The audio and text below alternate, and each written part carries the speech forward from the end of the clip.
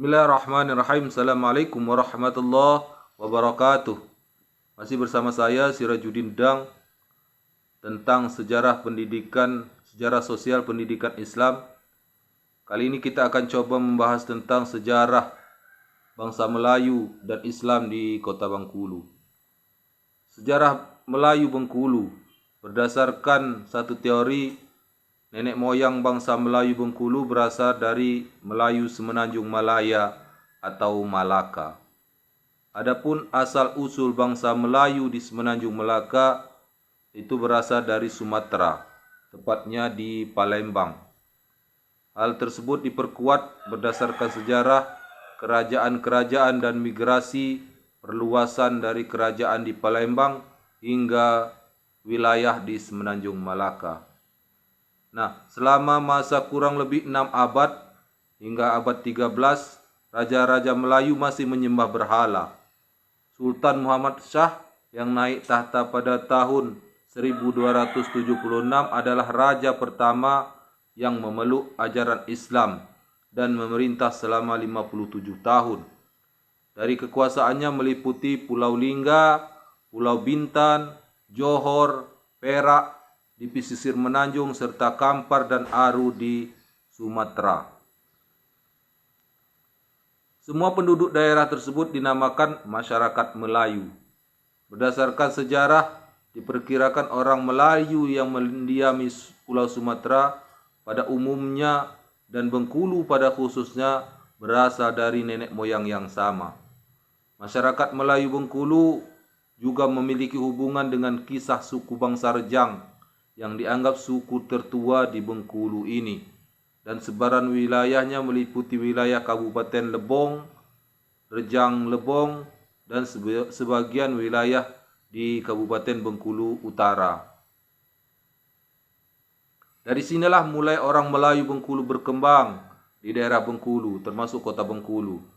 Meski tidak diketahui secara pasti perkembangan, orang Melayu Bengkulu diperkirakan terjadi pada zaman pra-kolonial atau sebelum penjajahan kolonial. Sejarah kerajaan-kerajaan di Bengkulu erat kaitannya dengan sejarah suku bangsa Melayu Bengkulu yang kita jumpai dalam naskah-naskah Melayu, koleksi perpustakaan nasional, serta tulisan-tulisan tentang kedatangan Sri Bagindo Maharaju Sakti ke Bengkulu sebagai raja dan perkawinannya dengan Putri Gading Cempaka.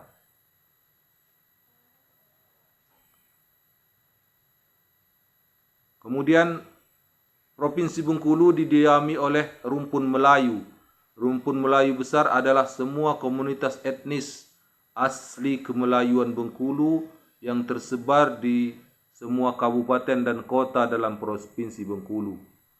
Komunitas etnis tersebut diantaranya Rejang, Serawai, Melayu, Bulang, Kaur, Enggano, Muko-Muko, Lembak, dan Basemah.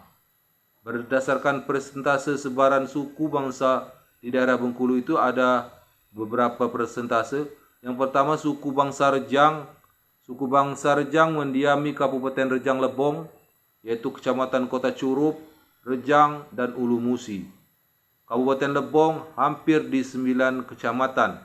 Kabupaten Kepayang mayoritas di 8 kecamatan, dan di Kabupaten Bengkulu Utara pada Kecamatan Karangtinggi, Lubuk Durian, Kerkap, Air Besi, dan Kota Arga Makmur. Kemudian suku yang kedua adalah suku bangsa Serawai. Suku bangsa Serawai ini tersebar dan mendiami hampir di seluruh kecamatan dalam wilayah Kabupaten Bengkulu Selatan. Ada 9 kecamatan dan 7 kecamatan di wilayah Kabupaten Seluma. Kemudian suku bangsa Melayu Bengkulu. Suku bangsa Melayu Bengkulu ini mendiami sebagian kota Bengkulu. Kemudian ada suku bangsa Bulang yang mendiami di Kecamatan Pondok Kelapa, Talang Empat, dan wilayah Kabupaten Bengkulu Tengah, serta sebagian dari kota Bengkulu. Kemudian ada suku bangsa Lembak. Suku bangsa Lembak mendiami Kecamatan Padang Ulak Tanding dan Kecamatan Kota Padang, Kabupaten Rejang Lebong. Kemudian yang keenam ada suku bangsa Muko-Muko yang mendiami Kabupaten Muko-Muko. Dan yang ketujuh adalah suku bangsa Kaur yang mendiami wilayah Kabupaten Kaur. Kemudian ada suku bangsa Enggano yang mendiami Pulau Enggano. Kemudian yang terakhir ada suku bangsa Basmah yang mendiami sebagian Kabupaten Bengkulu Selatan. Sebagaimana dijelaskan di atas, beberapa etnik Melayu tersebar di Provinsi Bengkulu adalah Melayu Pekal, Melayu Rejang, Melayu Serawai, Melayu Lembak, Melayu Bulang, Melayu Muko-Muko. Suku bangsa Rejang dianggap sebagai suku tertua di Bengkulu dengan sebaran wilayahnya meliputi Kabupaten Rejang Lebong, Kepayang, dan sebagian wilayah Kabupaten Bengkulu Utara. Adapun Melayu Serawai itu banyak berdomisili di wilayah Kabupaten Seluma, Kabupaten Bengkulu Selatan, dan Kabupaten Kaur. Melayu Lembak sebagian kota Bengkulu, sebagian lainnya di Bengkulu Tengah. Melayu Bulang itu berada di sebagian di kota Bengkulu dan sebagian lagi di Bengkulu Tengah dan Seluma. Sedangkan suku Melayu Pekal itu berada di kota Bengkulu. Jadi Melayu Pekal Bengkulu itu juga disebut Melayu Kota. Masyarakat Melayu Kota Bengkulu saat ini pada umumnya mendiami beberapa kelurahan dalam kota, di antaranya Pasar Bengkulu, Pondok Besi, Pasar Malebro, dan Sumur Meleleh. Pasar Baru, Pasar Anggut, dan sebagian kecil di Kelurahan Kuala Lempuing yang merupakan hasil mobilisasi dari Pasar Bengkulu. Melayu Kota Bengkulu dibedakan menjadi 3, yaitu Melayu Tinggi di Pasar Bengkulu, Melayu Pekal itu berdomisili di Kelurahan Pasar Berkas, Pondok Besi, Malebro, dan Sumur Meleleh. Adapun Melayu Umum Kota berada di beberapa kelurahan yang tersebar di dalam Kota Bengkulu. Kemudian kita berbicara tentang Islam masuk ke Bengkulu. Wacana tentang masuknya Islam ke Bengkulu sampai sekarang masih menyisakan perbedaan dan perdebatan panjang dari pekarangan para ahli. Setidaknya ada 3 masalah pokok yang menjadi perbedaan, yaitu asal kedatangan Islam, para pembawanya, dan waktu kedatangannya. Berbagai teori telah berusaha menjawab 3 masalah pokok tersebut, namun tidak dapat menemukan jawaban secara pasti. Hal ini disebabkan kurangnya data pendukung dari masyarakat masing-masing teori tersebut. Ada 3 teori sebagaimana kita ketahui yang dikembangkan para ahli mengenai masuknya Islam di Indonesia, yaitu teori Gujarat, teori Persia, dan teori Arabia. Dalam berbagai literatur sejarah Islam di Indonesia, teori Gujarat lebih terkenal dan daripada teori lainnya. Teori Gujarat banyak dianut oleh ahli dari Belanda. Orang-orang Arab bermazhab Syafi'i bermigrasi dan menetap di wilayah Gujarat, India, kemudian membawa Islam ke Indonesia.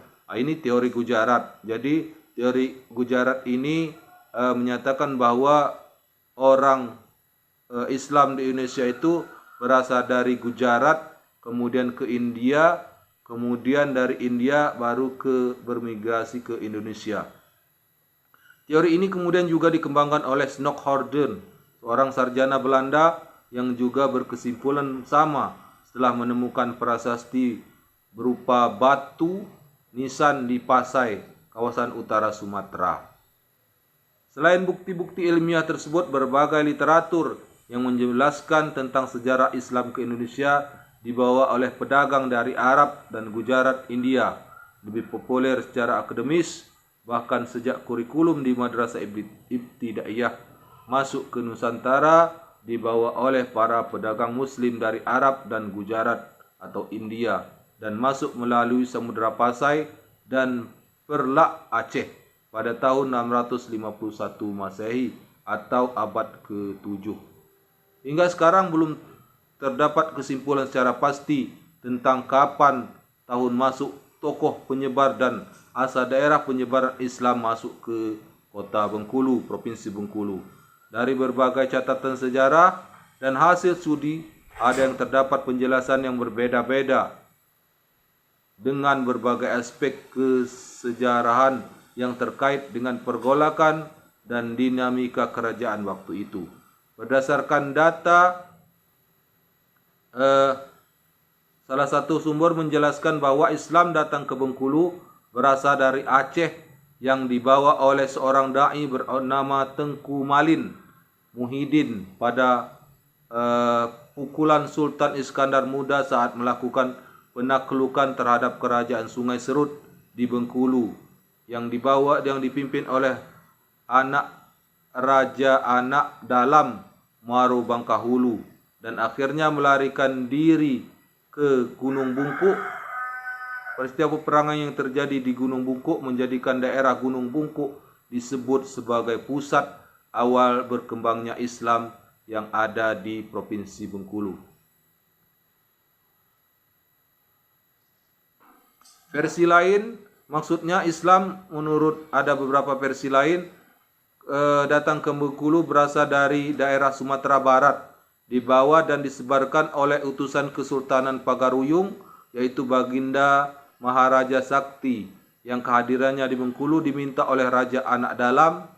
Catatan lainan berhubungan dengan Sumatera Barat adalah Raja Karangnio di Rajang Sabah, wilayah bagian timur Laut Bengkulu, yang menerima ajaran Islam pertama dari kakak iparnya, yaitu seorang raja di Kerajaan Indrapura pesisir selatan Sumatera Barat.